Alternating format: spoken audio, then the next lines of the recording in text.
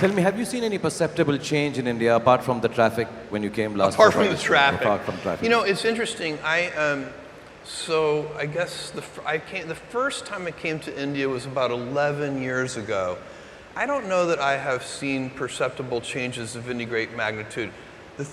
What I would actually say is that I notice there are certain things that seem to me to be the same, and I love those things. One of the things I notice every time I come here is that there is so much energy here, and dynamism, and color. The word I would use for it is the whole place seems so full of life. And everywhere you go, every single thing you do, and the diversity of India. When I come here, I've never seen a more diverse place. Everywhere I travel in the world, nowhere more diverse than India. So the energy, self-improvement. Every time I come here, I find that the people that I talk to are focused on and interested in being better tomorrow than they are today. Everybody here seems to be focused on self-improvement. Did you think online retail would get this big? Oh, no. So, you know, when I started Amazon, it was 25 years ago. I started Amazon in 1994. When I went to seek investors, the first question I had to answer is, what is the internet? None of my investors had ever heard of the internet. And the idea that I had in mind was to build a bookstore. I realized that we could build a store which would have every book ever printed in any language, in print or out of print, and we could do that online. It would be impossible in a physical store, and that was the founding idea of Amazon. But did I expect what would happen today? No. You know, we started, I've been at Amazon when it was one person, me, when it was 10 people, when it was 100 people, when it was 1,000 people, and today, when it's more than 700,000 people and approaching 70,000 people just here in India. So, no, I did not predict that. And actually, I think if anybody had predicted that, they would have needed to be immediately institutionalized in a mental facility because it's not a normal thing to have happen. My dream when I started Amazon was that one day we might be able to afford a forklift. So it's been a very fun journey for me. And by the way, I still tap dance into work. I'm having so much fun. Is there anything you don't sell on Amazon? Anything we don't sell? Yeah. Or anything you tried to sell and didn't work? Anything you've decided not to there go are things through? we tried to sell that didn't work. We tried to sell a phone called the Fire Phone, and we worked on it for 4 years, and no one bought it. I think my mother bought one. And I don't think she was that happy with it. But no, there are things that we deliberately don't sell. We don't sell guns. We don't sell tobacco. There are things we don't sell, but and that we make deliberate decisions about. But other than those things, we try to sell everything that anyone might want to buy, and we're trying to make it as convenient as possible for people. You know, in the early 21st century, we're all busy. Everybody in this room is busy. And if you can save people time, let them spend more time with their families and with their friends and doing the things that they really enjoy, then you're doing them a real service. Most of the people here, Jeff, are from, lots of them I see, are from the film industry. And it was very heartening when Amazon started creating original content. Yeah. So we don't think of our films as just products, you know. Right. So there's a very clear demarcation, you know. Some of them think, we do a film for the creative fun of it, Yeah. for the artistry of it. Yes. Oh yeah, this one is for business. We don't look down upon it, but we clearly demarcate it. Yeah. So we know, this girl, this boy, artist, we won't make the money. This one is for money. Now you are into original content, the company's into original content in a big way. What's your stance on it? Are you still that person who says, no, I'm going to do this for the creativity, the artistry, forget the business? No, I'm doing this only for the business. Or is it a mix of both and you say, just put on lots of stuff, let someone come on the store and find whatever they want? I'm easy with that. I think this is a great question. It's actually something we debate. And I think if you look at the very best things in the world, they do both. And I think this is a golden age of television. So when you look at, you know, TV series today, the really good TV series are, in terms of quality, they're as good as the very best movies have ever been. And now, You're getting the best storytellers to come do television. You're getting the best actors to now come do television. One of the great storytellers is right here. Thank you for the help. Thank you. And this is a big deal when you can get the very best people, because this is one of those businesses where the viewer is always looking for something a little fresh. And so you can never find a formula, because as soon as you find a formula, it's not fresh anymore. They're always looking for something a little new. So it really takes human ingenuity. It takes people. The storytellers have to be in touch with the zeitgeist.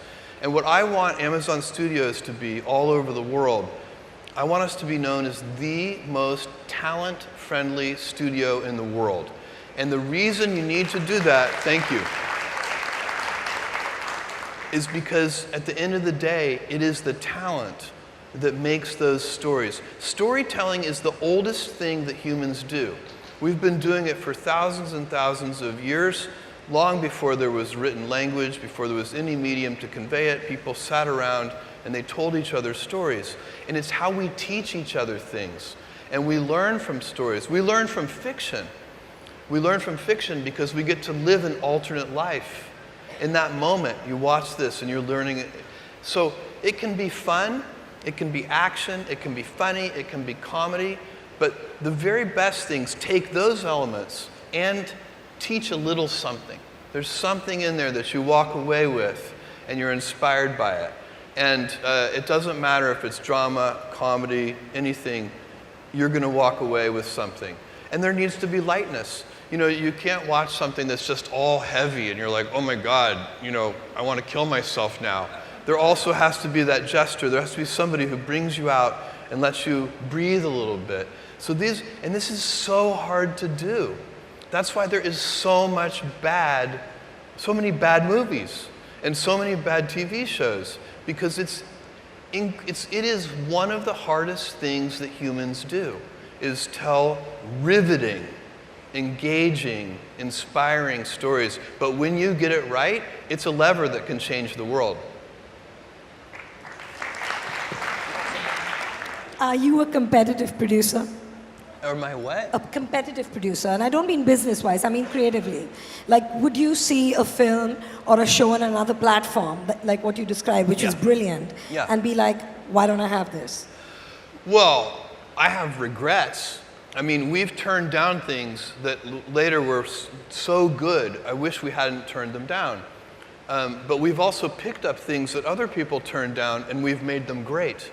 And so the truth is, the storytelling is infinite. If I tell a good story, it doesn't make your story bad. There is not, these are not substitute products. You know, so it is, I don't feel like you get the best results with storytelling by trying to make sure that other people's stories are worse than your stories. This is one of those things where there can be a lot of good stories in the world.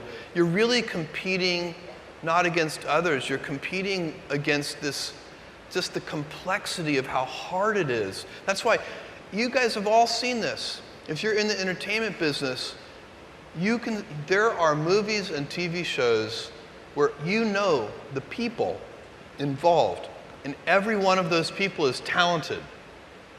And still the final product is bad. It happens.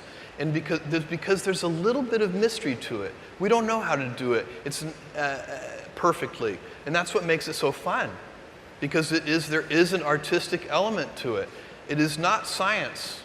Is there something you think is a sheer waste of time? Look, there are a lot of things that are a waste of time. You know, when you think about your life, I think I often tell people that I work with, if you can get, because people have very high standards for how they want their work life to be, and I said, look, if you can get your work life to be where you enjoy half of it, that is amazing, because very few people ever achieve that.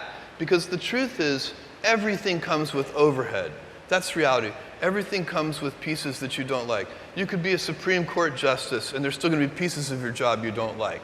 You can be a university professor, and it's still going to be, you have to go to committee meetings, and you have to do things. You know, every job comes with pieces you don't like. And we need to say, that's just how, that's part of it. And not resent those pieces, or try not to, but also try to minimize them. I tell senior executives, you should have the least stress. You know, there's this weird, I think, false idea that CEOs, I'm a CEO, there's this false idea that CEOs are under the most stress. Well, I look at that, I'm like, why? You're in charge. Why don't you delegate the stress? It's your choice.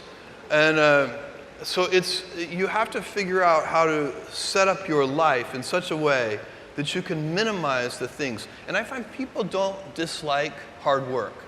What people dislike is being out of control.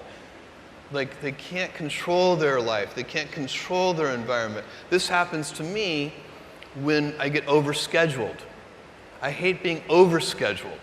I want some time to be able to think and free myself. We all have the same amount of time in the world. Nobody has more time than anybody else. And when you become a very successful person, one of the things, you start to get overscheduled. You have this event. You had to agree to do this. And maybe last night you were like, why did I agree to do this? I have to go on stage tomorrow. I wish I were really with my family. And, you know, or I hope maybe not this case. Let's say that you like this one. But in general, that kind of thing happens. And so you have to guard your time and try to stay a little bit flexible. So that's, for me, it's not a waste of time, but I like to have some freedom of movement rather than having every minute of every day scheduled. What is your one hot tip for somebody on the onset of their career? So a young person starting their career, I think there are probably a lot of things. Some of them are very well known and people have heard them many times. They're still true. One of those is you should always focus on, a young person should find something that they're passionate about to do. And that's not going to surprise anyone. It's a clear thing to do. It's very hard. If you don't love your work, you're never going to be great at it. I think the other thing I would suggest to any young person, even before they start their career, is to really think about their choices. Because I find young people, and when I was young, I made this mistake too.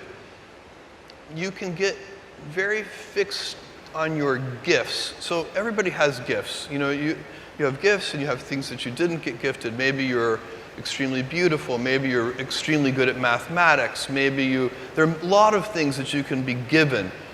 But those things can confuse you because they're not the things that construct your life. It's your choices that construct your life, not your gifts. You can celebrate your gifts. Be proud of them. Be happy of them. Actually, don't be proud of them.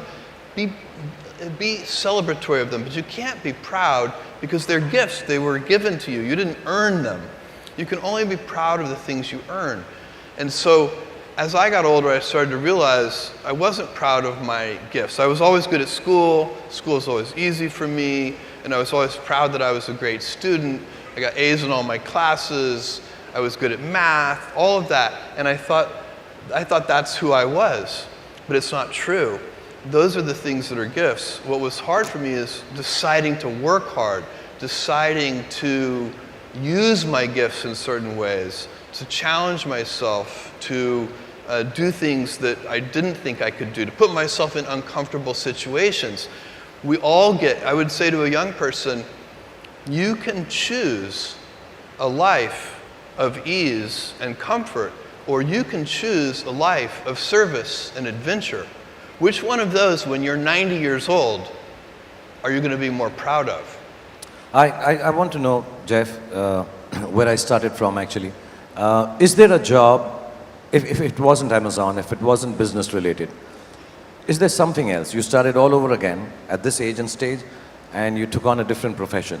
Would there be one that is close to your heart? I would be very curious today, if I were a young college student today, I would be very interested in biotechnology. I think biotechnology is just a fascinating arena that probably in the next 10 or 20 years, there's going to be a golden age of biotech. One of the golden ages that's happening right now before our eyes is also artificial intelligence and machine learning. So that's another arena that I would be very interested in. My backup career is I'm a very good bartender. So if all else fails, you'll see me at the local bar and I'll be making your drinks slowly, but they'll be good. If there's one thing you could have more of, what would that be? One thing I could have more of. I mean, the obvious answer is time. You know, it is time to do. I like time. I'm not efficient with my time because efficiency. There's an embedded assumption when you're being efficient, and the embedded assumption is that you know where you're going. And I like to wander because it's wandering that allows you to invent and to explore and to follow your curiosity. But wandering is very time-consuming. And so if I could have one more thing, it would just be more time. So wonderful. A big round of applause for Jeff, for Zoya. Thank you so much.